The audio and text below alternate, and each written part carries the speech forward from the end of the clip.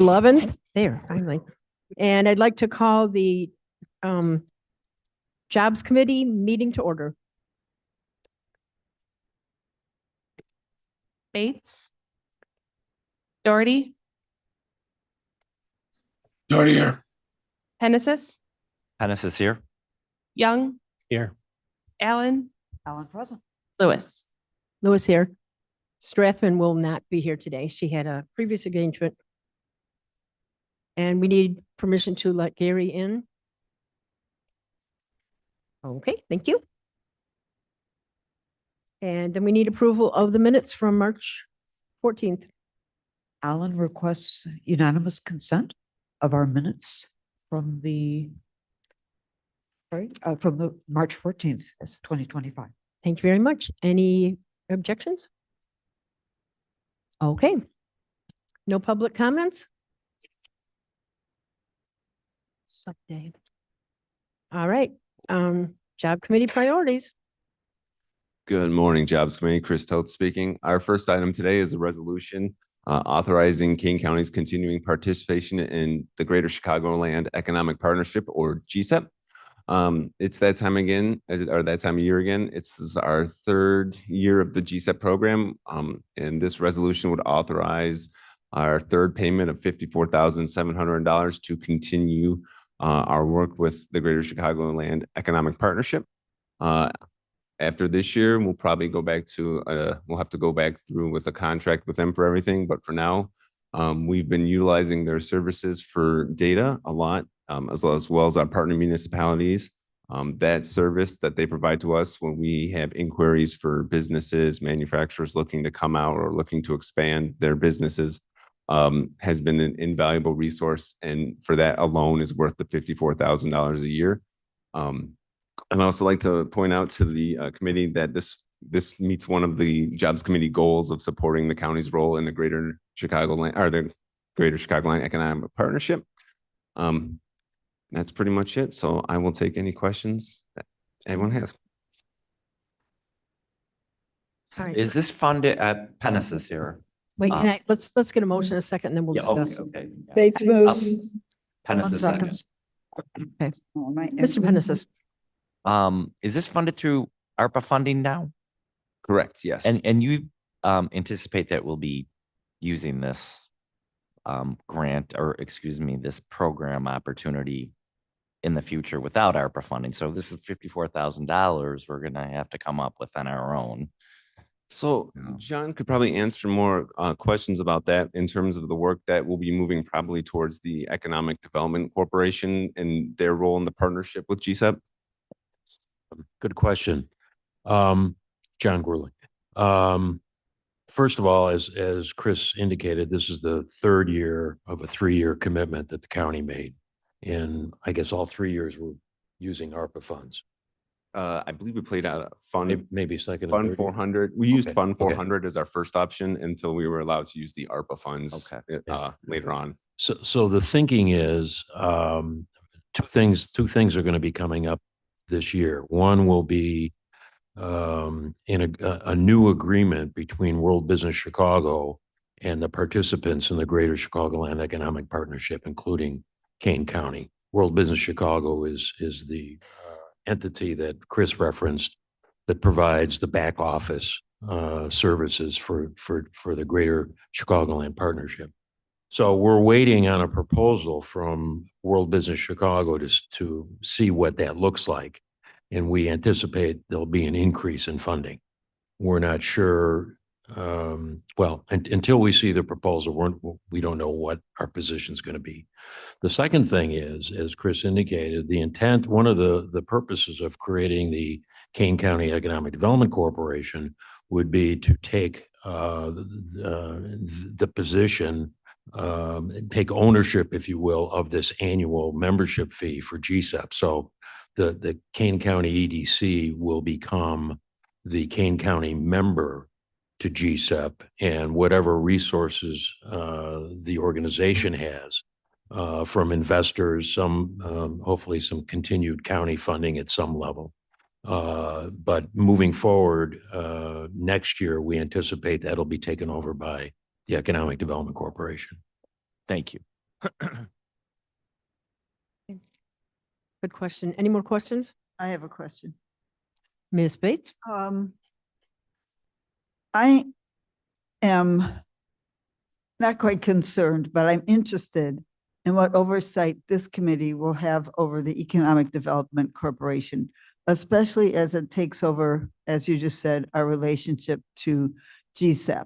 So what will the relationship between the Jobs Committee and the Kane County Board be towards the Economic Development Corporation and GSAP as time goes by? Let me answer that one. Okay. So, Gee, who's answering me?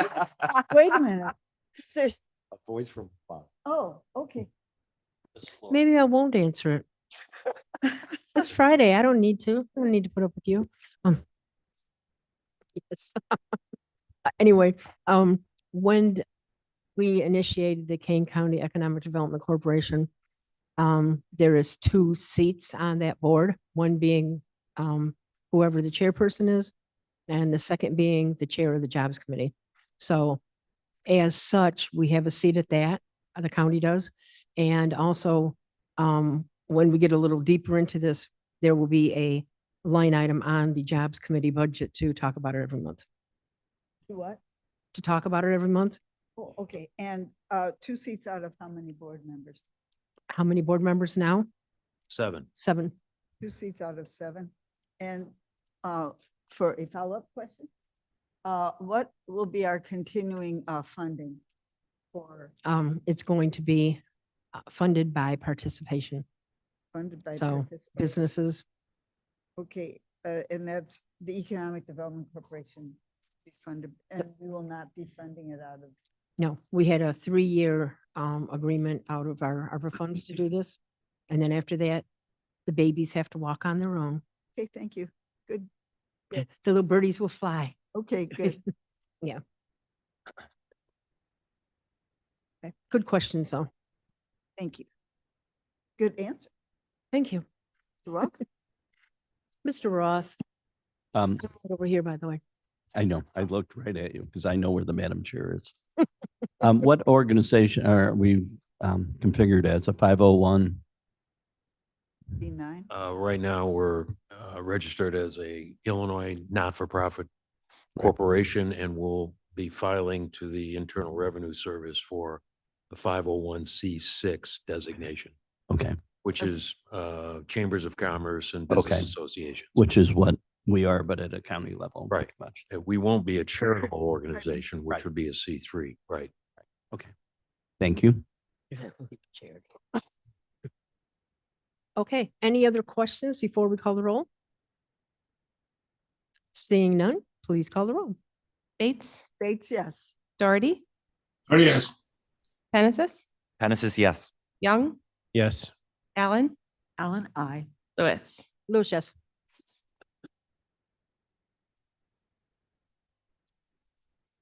Thank you very much. We're just moving along to our Economic Development Initiative staff's updates. Well, thank you for passing that resolution. We have been bombarded in the last couple of weeks. There are a lot of interests and site opportunities coming to us from both our partners at World Business Chicago and our partners at Intersect Illinois.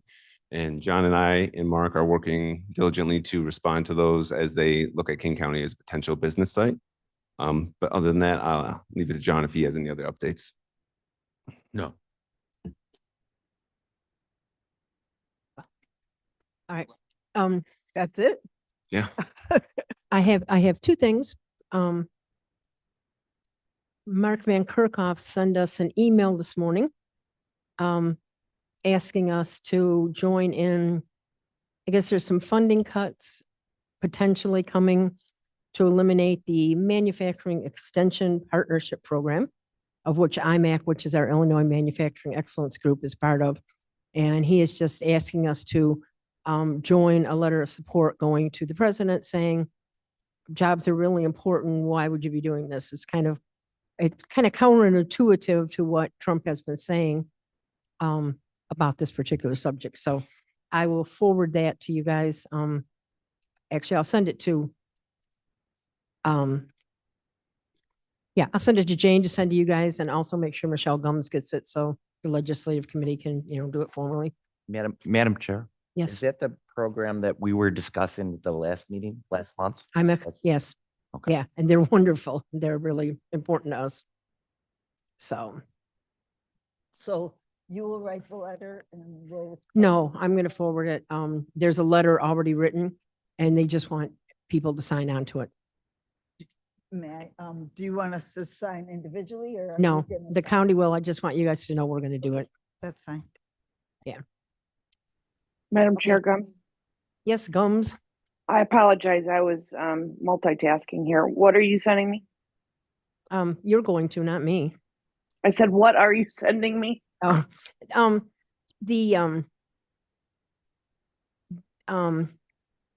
it's called the Manufacturing Extension Partnership Program, MEP.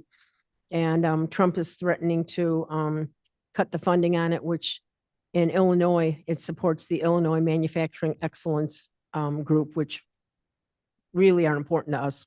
So, Okay, 10-4. there's a letter and they just want the counties to sign on. So I'm going to send it to legislative and the board, just to make sure everybody, it's the Okay. right thing to do. So it's not Okay. controversial at all, but I just 10-4. want to make sure everybody knows. Miss Thank Allen, you. Alan here, Madam Chairman, didn't we have a really elaborate presentation last month Yeah, from it that was great. organization? that's correct. And one of the things that was so phenomenal was that they were, because they are connected to government, they have to report results, they have to give data. And one of the things that I thought was so incredible was that the companies that they work with their programs, how do we find savings in our manufacturing processes? How do we find new markets to sell to? How do we make sure that the people that we employ are put to best use? What else can we do here that we could make that would be saleable? And the results that they get back after they've worked with those, the return on investment Mhm. is millions of dollars. It's just, it's difficult, I think, to keep track of this sometimes, but here they're required to, and they do. So to get rid of something like this is truly smiting your nose to get even with your face. Yeah. Yes, that's the kind of what they're doing. Yeah, Well- I agree. But right now, as we know, in the political climate, everything is on the table until it comes off the table. So we just need to make sure that our voices are heard, Um, Yep. Yeah. Oh, I mean, with the letter. no, I understand. What? Mr. Pettis? Yeah, manufacturing especially, I mean, that's the whole point is that we're trying to bring manufacturing jobs. So let's hope that that funding is going to be available. The goal is to bring it back to the country, right? Get it more robust here. Right. We need to make stuff. So anyway, I just wanted to pass that along because I got it. And then the other thing, before we go on to workforce development, Mr. Pennis sent an email this morning, which I will also forward, about an upcoming job fair. You want to mention it? Yeah, April 29th at Elgin Community College, all businesses can register for this. Just go to elgin.edu and you could register for, they're calling it the Hire Spartans Job Fair. Obviously, there's going to be a lot of job seekers there at ECC, and we're going to have some businesses there as well. So April 29th from 9 a.m. to 12 p.m., the Hire Spartans Job Fair. Thank you. Yes. If I can just add something real quick, one thing that ECC shared out recently was that last year their enrollment increased 15% in its first year. So it's really exciting. I'm going to make sure we blast out this jobs fair because they're getting more students and more students means more workers, which means we need to make sure they get jobs. So thank you for sharing that, Ted. Excellent. Thank you, Chris. Yeah. Mr. Pennis's question, since you were just up at ECC, how are they coming along with their manufacturing center? I don't know, but there's a lot of construction that's occurring right there off of McLean Boulevard. If you pass by McLean Boulevard, their manufacturing technology center is up and the construction's going forward. So All right. Very good. If we're done with this portion, let's move along to the Office of Community Reinvestment, and we have a special guest speaker, Jamie LaRullo. Oh, boy. Special, huh? Thank you. I am Jamie Labrillo. I'm the Executive Director of Human Resources for the county. Given some recent transitions in the Office of Community Reinvestment, I've kind of tried to get some information of what's going on in workforce development, just to bring you some high-level updates right now. We will have more next month. So as we kind of got started, I think most of you are probably aware, we do have some issues with meeting benchmarks for the current grant with the state of Illinois. We are working closely with DCEO to work out a corrective action plan. We do have a corrective action plan that is due April 30th that we have begun working on. The county has contracted with an interim director to help facilitate that and be able to spend some dedicated time over with workforce development with staff and finance staff to try to make sure we're mobilized to meet the requirements that DCEO has put in front of us to make sure we retain that grant for future years. His name is John Dugway. So he just started this week and was unable to come today. He will be here next month. So we'll be able to introduce him to you. He was the assistant city manager for the city of Wheaton, as well as our HR director for many years. He was in the U.S. military active duty and then the reserves for a 30-year career, which he is now retired from. And he has retired from the city of Wheaton, and then he's now working with us as a contractor. So he has a really good background working with staff, making sure we adhere to some guidelines and getting that department back on track. So we're really looking forward to working with him in the coming months just to try to get everything squared away, make sure we're on good terms with the state to retain that grant. And once we're in a good position, then we will pursue finding a permanent director for that division. If anyone has any questions, I'd be happy to answer. Ms. Allen? Alan, do we still have, there's a consultant with names that are initials, KEV or something like that. Is that consultant here helping us get squared away? KEB is an accounting contractor, and yes, we are currently under contract with KEB to help get our financial situation caught up.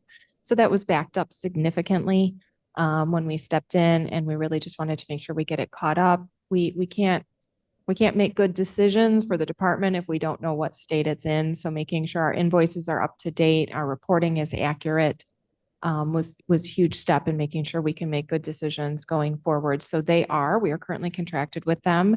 They are the accounting firm that the state uses to manage workforce development. So they are very familiar with the workforce development of the DCEO grants and how to manage and report those. So we are working with them to help get that financial information caught up, and they are putting in quite a few hours making sure we get caught up on those. They're making excellent progress. We're almost caught up on our invoices. So we are at least about 40% of the way through the backlog. So we're doing really well, making fast progress on those. Madam Chair.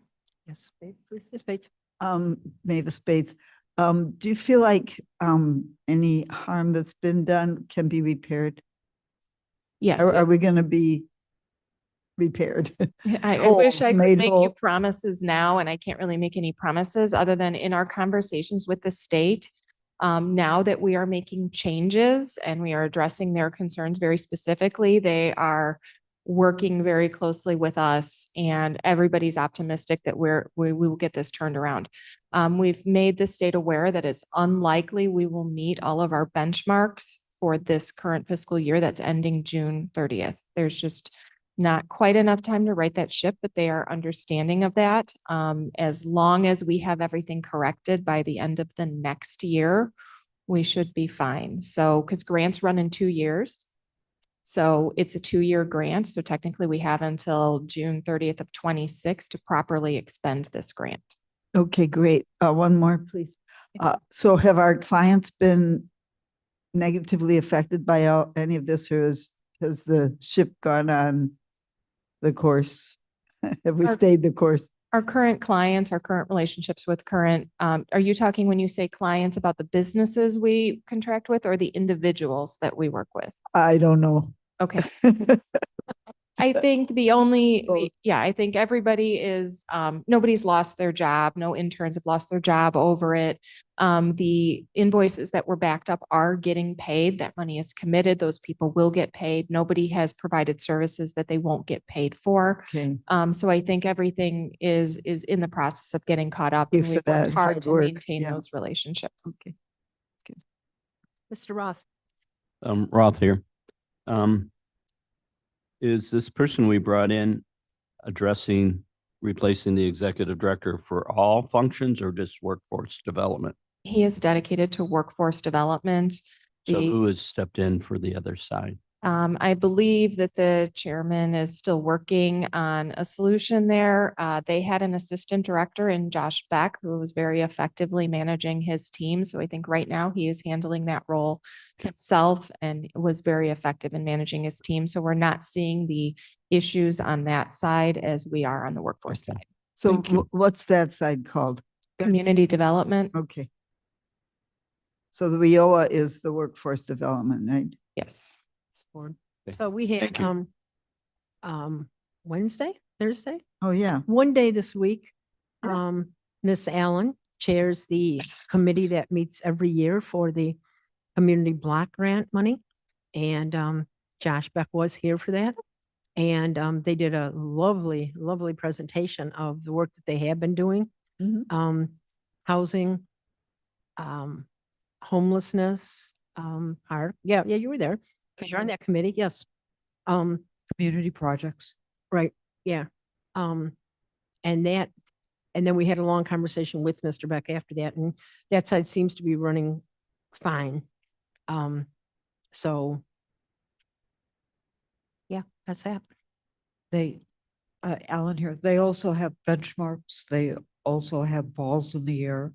How much money can go into fixing homes, which takes longer than the community projects, which have they're basically working with communities and they have their own schedules as well. So it's pretty much cut and dry how those projects are going to be handled.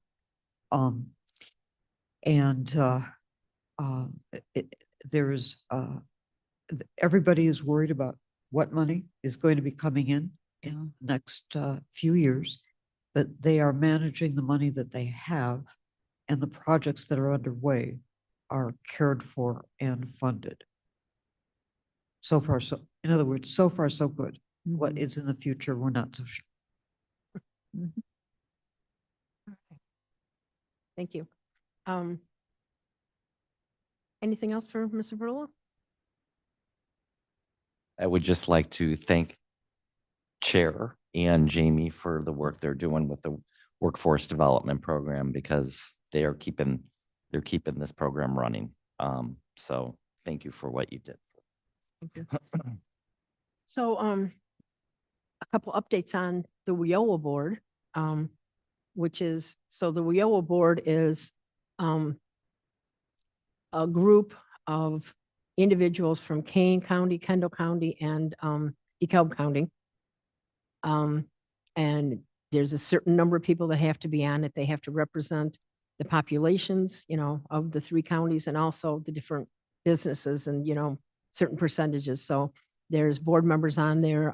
There's people from colleges, there's businesses, a little bit of everybody on there.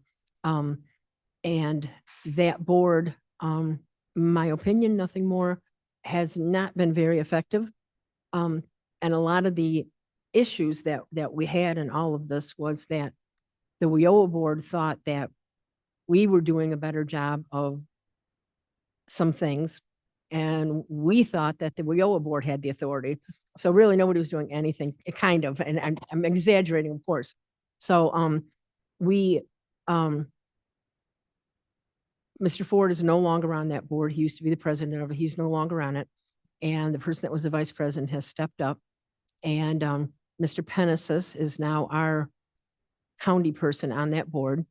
And he's done this kind of work. He's done, government work, and he's certainly been involved in a lot of things. So he's jumping right in to work on that. We also went to WIOA had their full board meeting last week, maybe the week before. And for the first time in forever, everybody gathered in this room. To the point they had to have name tags so everybody kind of knew each other because it's been virtual for so long. So it was really, really a good meeting, and it got a little heated at times as people were kind of like not pointing fingers, but more trying to figure out who was really responsible for what and how we should all be communicating better. So I think in the end, we really got a lot of things resolved, and they're going to start meeting faithfully every month. Like I think more in person. Yeah, start working on communicating because everybody in the room understands how important economic development in these three counties is. And our workforce development and everything we do should really be supporting it more. And we got talking about, Kendall County, all the growth that's going on there. Obviously, all the growth in DeKalb with the Meta Center and all the factories and things. And then Kane County is booming. So, so we talked about, the jobs. We talked about getting more of our people into things and getting the word out more, and just a lot of topics. So I think everybody walked in depressed and walked away excited. Is that? Oh, absolutely. Yeah, I agree. Yeah. Okay. So that's all I have. Do you remember her name? Where's she Melissa Hernandez from? she's from Northern Kane Chamber of Commerce. Okay. Yeah, she's the vice chair. Yeah. Okay. Yes. Right. That's all I have. No new Madam- business. Madam Chair Gums.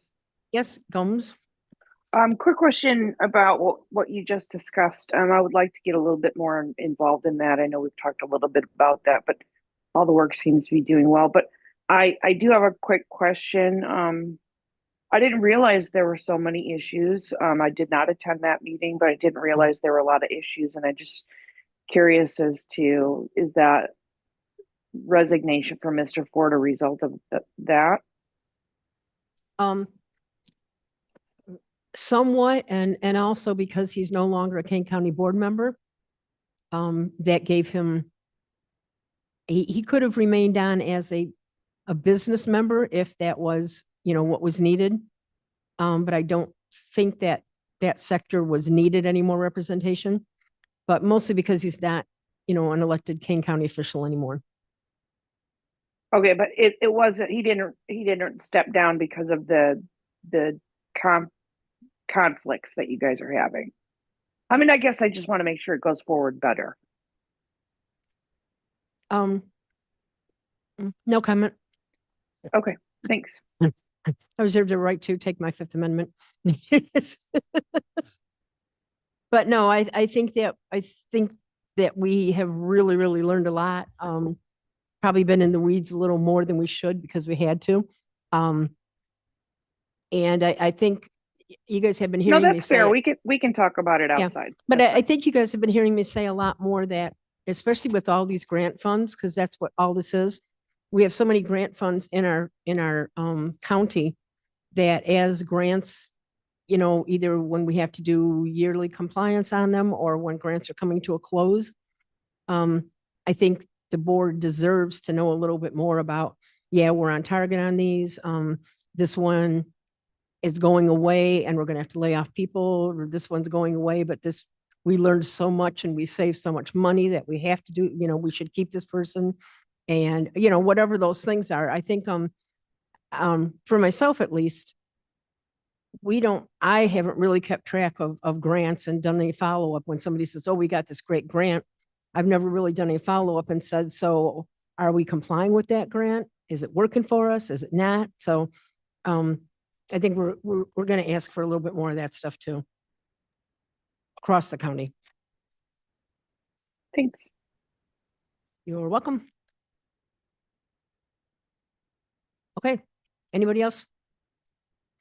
I need someone to ask to have the reports placed on file. Bates would ask for unanimous consent to place the reports on file. And I have no more comments. Thank you. Oh, all in favor? Alan here, I just wanted to share a couple of things. The NACO newspaper that we get had such an interesting article about a county who had unincorporated land where a bunch of transportation, where a bunch of roads came together. And they built something like 5 business parks by designating this area as a business park, and then built some shell buildings so that when people, when businesses poked their heads in and said, do you have something that might work for us? They would say, well, here's 100,000 square feet or 200,000 square feet. And they were able to attract businesses who then, and they literally left the floors as soil, because a business would decide what kind of floor they needed. But by virtue of building those shells at a transportation hub, they were able to attract business. I just thought that was really thinking outside the box. I don't know that we're in a position to do that, because I think our transportation hubs are reasonably well developed by people who know how to do that. But such an interesting concept. I also wanted to share, as you all know, I'm trying to declutter. And as I declutter, I find things that I wanted to share with you. I'm aware of Fermilab working here, but I was not aware of quite how powerful a business force Fermilab is as America's premier particle physics and accelerator laboratory. But they have 1,900 employees in Batavia and more than 3,000 additional people who are employed to support those people. And a lot of those people live here. And they live here so that they are buying homes and buying food and supporting businesses and eating out and so on. Fermilab gets approximately 170 visitors a week, each staying in the area an average of 6 days. And each visitor contributes, therefore, approximately $1,300 per visit into the local economy in terms of housing and food. Of the subcontractors located across America who get Fermilab's work, over 900 were small businesses. And Illinois, and that was worth about 70 million, and Illinois small businesses received, of that 70 million, 41 million. So talk about keeping the money here at home.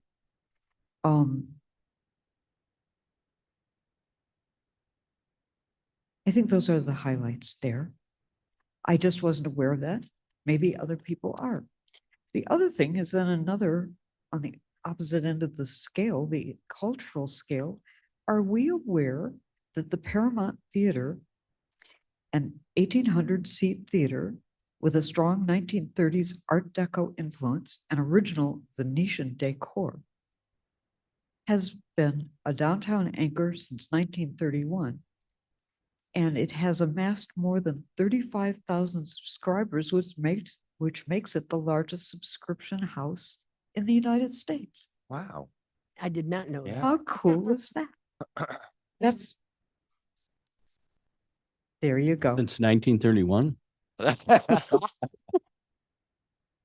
kidding, of course. Now.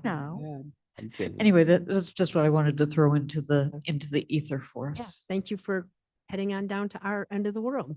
The ether is a bit richer for those comments. And actually, if anybody has not been to Fermilab, it's really fun, and you can go in all the buildings. You have to have your passport or your real ID because it's government property. But they're very nice, and you can go in and they have displays all over of like the, you know, the circle with the proton and all the work they're doing. And you kind of feel smart when you're walking around there until you talk to one of their physicists and then you feel really dumb. But And don't forget the buffalo. yes, Right? yes, exactly. It's one of the best places for schools to take tours. It's always kids there, so it's cool.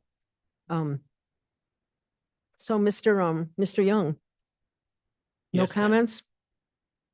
No, not today, Okay, but thank you. you're welcome. Well, I was going to bring up tariffs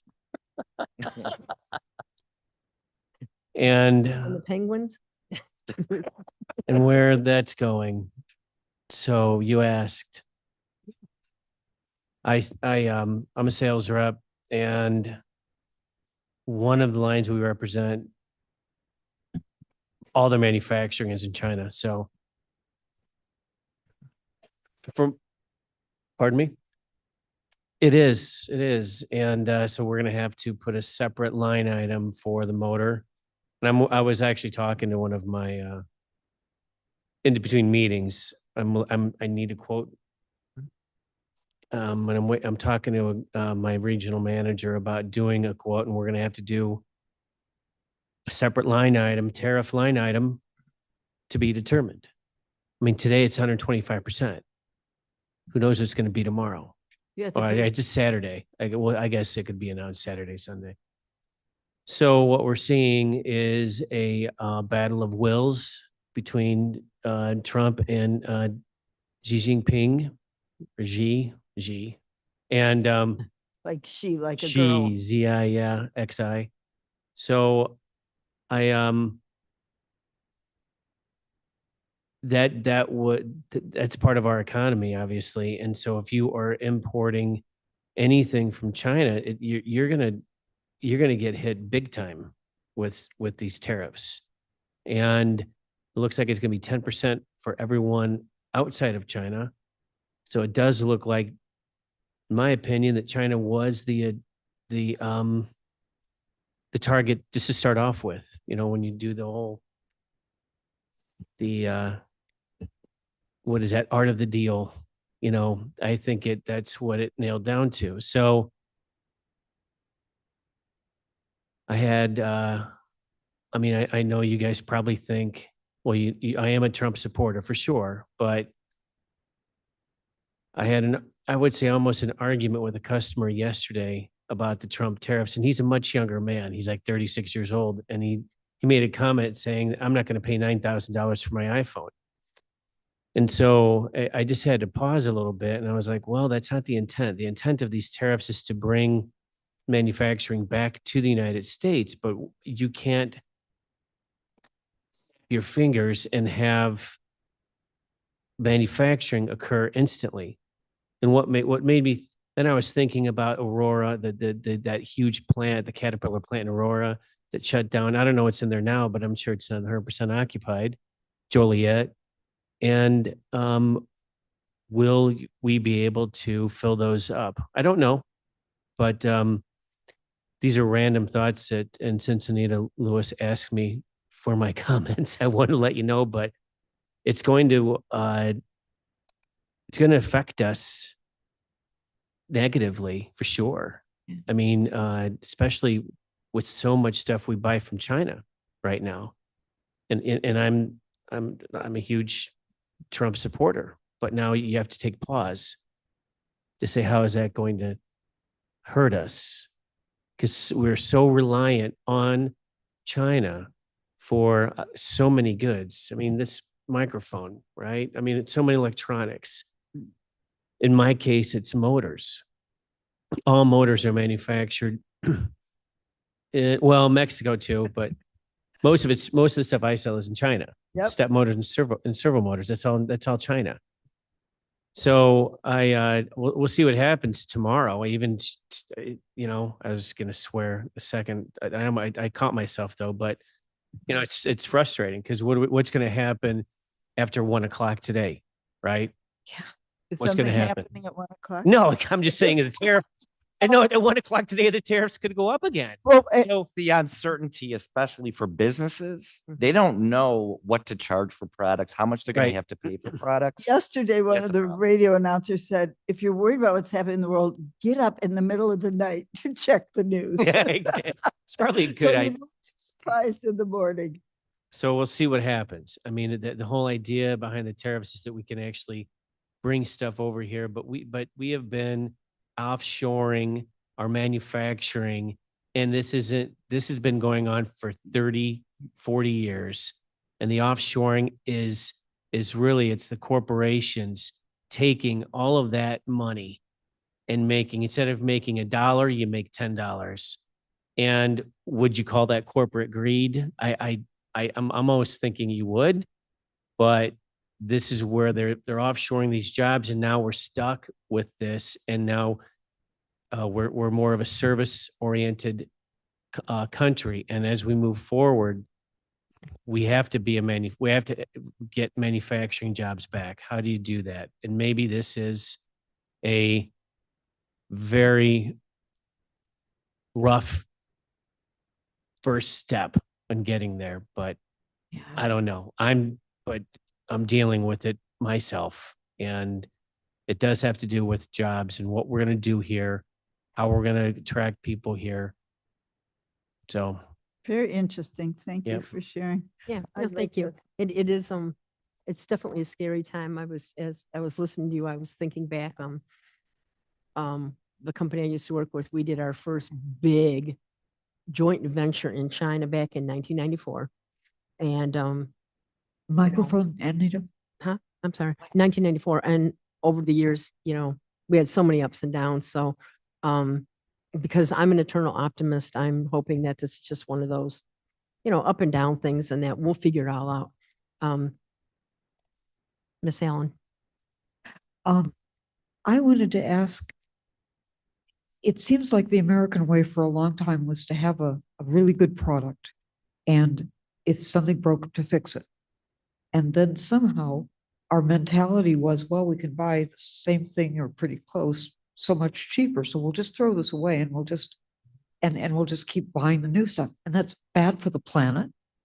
And it's bad for jobs. It's bad for, is there any chance that this will, of course, we have the problem of having to gear up, or as you say, you can't start manufacturing in a week. But is there any chance that we will go back to thinking about quality and about making good things and keeping good things and doing it that way instead? if you're asking my opinion, if you need to start at the universities, and you need to start at the university level, because they're getting the same. I'm not going to say that. I was going to say, and I held up, I didn't swear, but you're getting the same education, and everyone gets the same MBA from the same. It doesn't matter whether you're going to an Ivy League school, or you're getting an MBA from Phoenix University Online. They teach the same stuff, which is you decrease your cost and you increase your price to the customer, and then you have a huge delta. Yeah. And then a huge delta for profit.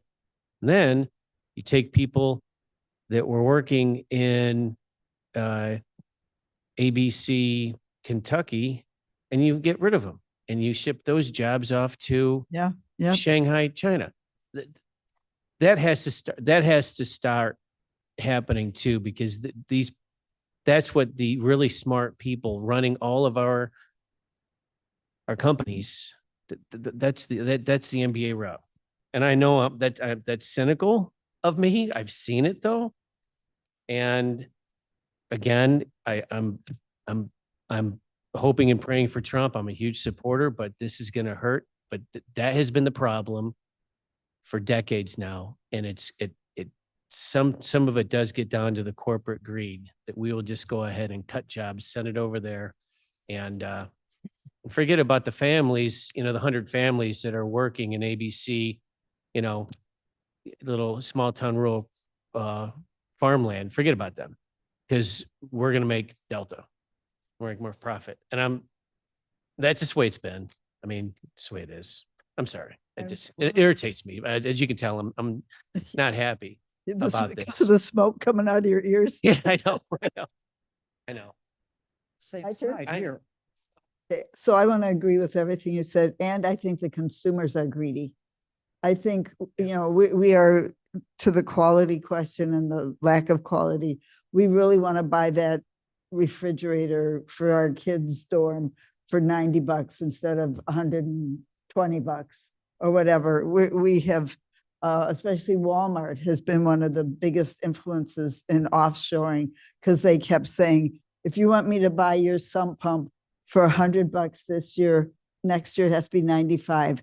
The following year it has to be 90. And pretty soon, the only way that those kind of mom and pop shops could sell to Walmart was offshoring. Yeah. So, there's, and then I also want to talk about from the Department of Unintended Consequences. I don't want to lose the floor too fast. She's looking at me like. I got one more thing. Wait, your Oh, 3 wait. minutes are up. One more, Microphone's one more. disconnected. Okay. Unintended consequences. Not only have we offshored a lot of our industry, we have offshored our pollution. Yeah. So air pollution, water pollution, holy smoke, what's going to happen if we do succeed in bringing back some of these high chemical, high pollution industries? We better be ready we better have a plan for that too. That's it Okay, for now, all right. I think. A good discussion and it's, you know, something we need to talk about here. So I think it was great. We had a little downtime this morning to do this. So thank you for starting the discussion. And now that we're all depressed, let's go have a beer. Yeah, exactly. No need for executive session. I need a motion to adjourn. It's most. Okay. All right. Thank you very much. Have a good weekend. Aye.